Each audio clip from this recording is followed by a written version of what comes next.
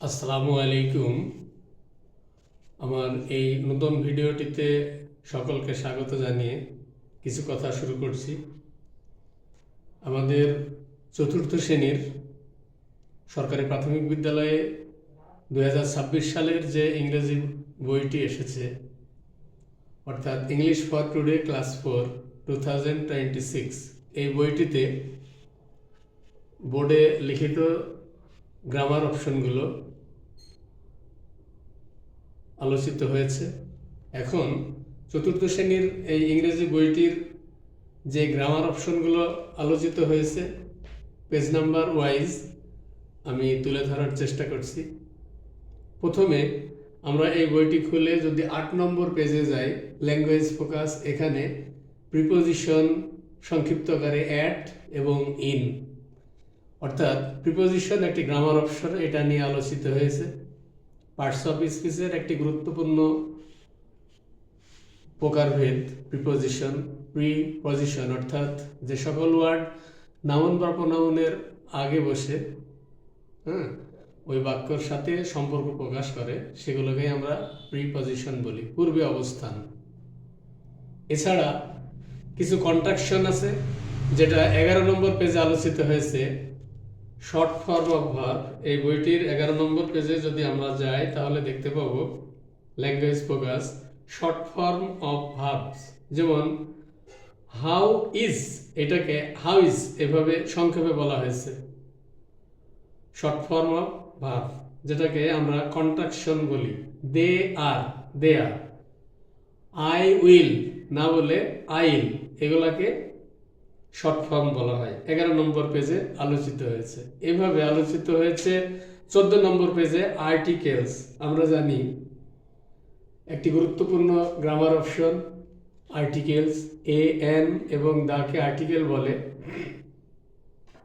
পদাশ্রিত নির্দেশক। অর্থাৎ এই আর্টিকেল, এটা আলোচিত হয়েছে 14 পেজে, যেটা দুই প্রকারের আর কি, ইনডিফিনাইট আর ডেফিনাইট আর্টিকেল। আমাদের চতুর্থ শ্রেণীর এই বইটিতেই আলোচিত হয়েছে। এছাড়া use of can or could আলোচিত হয়েছে 16 নম্বর পেজে। 16 নম্বর পেজে আলোচিত হয়েছে ক্যান অর কুড। এখানে আমাদের শিক্ষার্থীদের জানতে হবে যে রিকোয়েস্টমূলক বাক্যে আমরা কোথায় ক্যান ব্যবহার করি আর কোথায় আমরা কুড ব্যবহার করি। খুবই গুরুত্বপূর্ণ একটি বিষয়। দুইটার অর্থ যদিও পারা, এখানে নন পার্সন অর্থাৎ পরিচিত ব্যক্তি আর অপরিচিত ব্যক্তির ক্ষেত্রে কুড। আমরা উদাহরণস্বরূপ যদি বলতে যাই, নন পার্সনের ক্ষেত্রে আমরা ক্যান বলতে পারি, ক্যান ইউ হেল্প মি। আর অপরিচিত ব্যক্তি অর্থাৎ আননোন পার্সনের ক্ষেত্রে আমরা বলতে পারি, একটু ভদ্রভাবে যদি বলতে যাই, তাহলে সাধারণত ইংরেজরা কুড শব্দটি ব্যবহার করে। Can you help me known person, পরিচিত ব্যক্তি, আর এই সেম রিকোয়েস্টমূলক বাক্যে কুড ইউ হেল্প মি, এরকম। এছাড়া পার্টস অফ স্পিচের আরও একটি অপশন নাউন সম্পর্কে আলোচিত হয়েছে 30 পেজে। প্রোনাউন অর্থাৎ এই নাউন, কোনো কিছুর নামকে নাউন বলে। Noun is called the name of anything. আর এই নাউনের পরিবর্তে যেটা বসে সেটা প্রোনাউন, সেটা 31 পেজে। 30 এবং 31 এই পেজে নাউন এবং প্রোনাউন নিয়ে আলোচিত হয়েছে।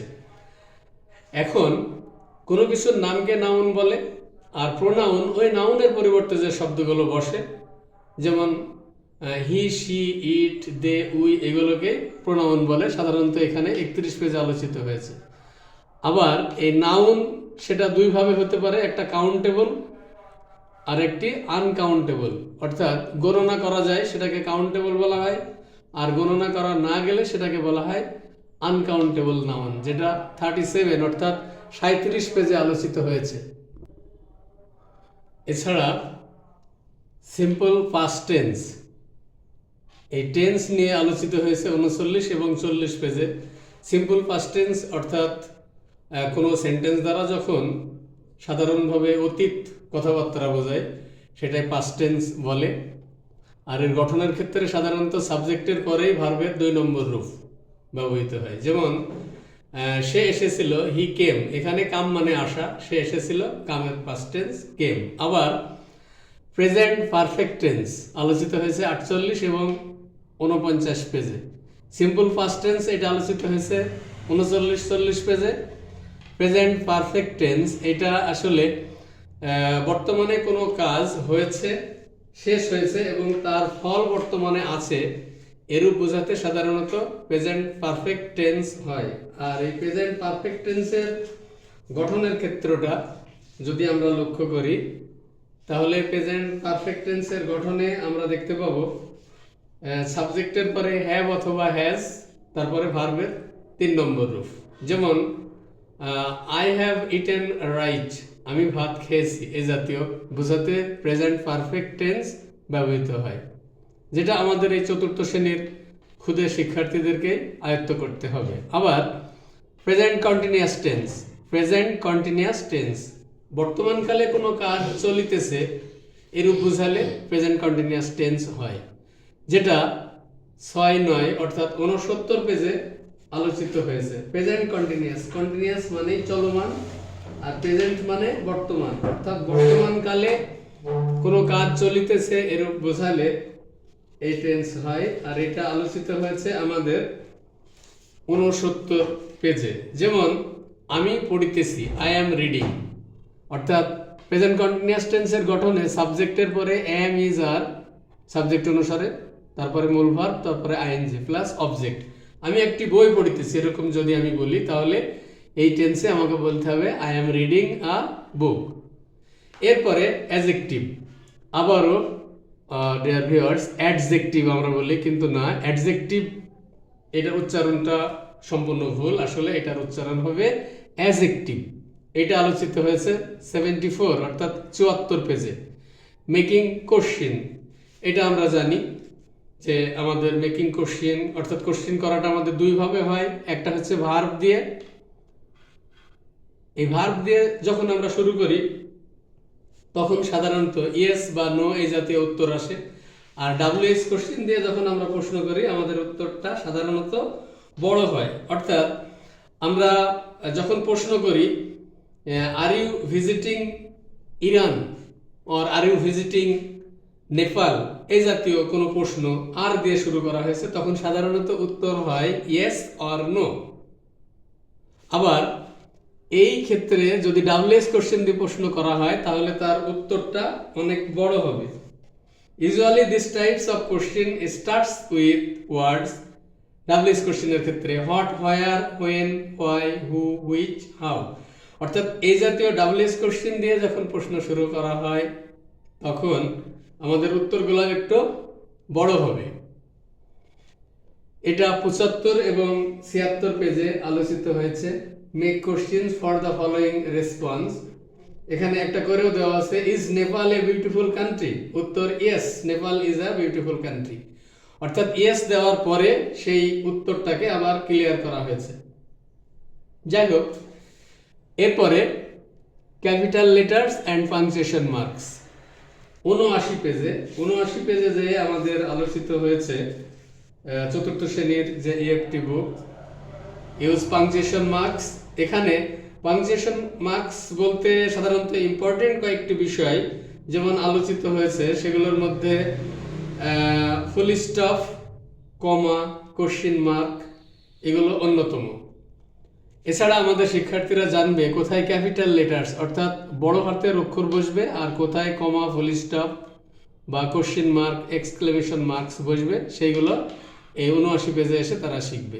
ম্যাচিং, এটা আমরা জানি, এই ম্যাচিং অর্থাৎ মিলকরণ, সেটা সিমিলার হতে পারে বা অপোজিট সমর্থক শব্দ বা তার বিপরীত শব্দ দ্বারা হতে পারে। 88 পেজে দেখানো হয়েছে। সাধারণত আমরা যদি 88 পেজে যাই তাহলে দেখতে পাবো read the story again, match the words with their meaning. অর্থাৎ এখানে match the words with their meaning বলতে সাধারণত সিমিলার ওয়ার্ডস অর্থাৎ সমর্থক শব্দ দিয়ে ম্যাচ করাতে হবে। এছাড়া পেজ নাম্বার 90 অর্থাৎ 90 পেজে আলোচিত হয়েছে পাস্ট কন্টিনিউয়াস টেন্স। আমরা এখানে দেখছিলাম প্রেজেন্ট কন্টিনিউয়াস টেন্স 69 পেজে, 69 পেজে আবার ওইটারই বিপরীতটা পাস্ট কন্টিনিউয়াস অর্থাৎ অতীতকালে কোনো কাজ চলিতেছিল, হইতেছিল এই জাতীয় বোঝালে পাস্ট কন্টিনিউয়াস টেন্স হয়। আর এখানে স্ট্রাকচার অর্থাৎ গঠন প্রণালীটা আমাদের বাচ্চারা শিখবে যে সাবজেক্টের পরে ওয়াজ আয়ার, তারপরে ভার্ব, তারপরে আইএনজি, অর্থাৎ এম ইজ আর যেখানে ছিল প্রেজেন্ট কন্টিনিউয়াসে, এইখানে আসার পরে সেই পাস্ট কন্টিনিউয়াসে ওয়াজ আয়ার হয়ে যাবে। এটা 88 পেজে আলোচিত হয়েছে। ম্যাচিং অপোজিট ওয়ার্ডস সিমিলার 38 বা 65 এই দুই পেজে এখানে এসে আলোচিত হয়েছে ম্যাচিং সংক্রান্ত। আবার আমরা একেবারে লাস্ট পেজে অর্থাৎ 91 এই পেজে যদি আমরা যাই তাহলে দেখতে পাবো এখানে 3.11 লেখা আছে complete the sentences with the correct form of the verb in the brackets use the first continuous tense. অর্থাৎ এখানে স্পেসিফিক বলা আছে যে এই পাস্ট কন্টিনিউয়াস টেন্স দিয়ে এই ব্র্যাকেট ভার্বগুলোকে সঠিক করতে হবে। যেমন the boy dash is mother, এখানে হেল্প লেখা আছে। এখন এই পাস্ট কন্টিনিউয়াস যদি হয় তাহলে প্রেজেন্টে এম ইজ আর হতে পারে, কিন্তু সেই এম ইজ আর এটার পরিবর্তে এম ইজ এর পরিবর্তে হবে ওয়াজ এবং আর এর পরিবর্তে হবে ওয়ার। এই বিষয়টা তাদেরকে বোঝাতে হবে, বুঝতে হবে আমাদের ক্ষুদে শিক্ষার্থীদেরকে। অর্থাৎ কারেক্ট ফর্ম অফ ভার্বের এখানে ফার্স্ট কন্টিনিউয়াস টেন্স দিয়ে তারা এই ব্র্যাকেট ভার্বগুলোকে সঠিক করবে। ডিয়ার ভিউয়ার্স, এটা ছিল আমার চতুর্থ শ্রেণীর ইএফটি বুকস 2026 সালের যে ইংরেজি বই, সেই বইয়ের নির্ধারিত স্পেসিফিক যে গ্রামারগুলো পেজ ওয়াইজ আলোচিত হয়েছে সেটাই আমি এতক্ষণ ধরে দেখানো বা বলার চেষ্টা করলাম। যদি ভালো লেগে থাকে এই ভিডিওটি আরেকজনকে দেখার জন্যে লাইক বা শেয়ার করে দেবেন, সে প্রত্যাশায় আমি শেষ করছি। ভালো থাকবেন সবাই, আল্লাহ হাফেজ।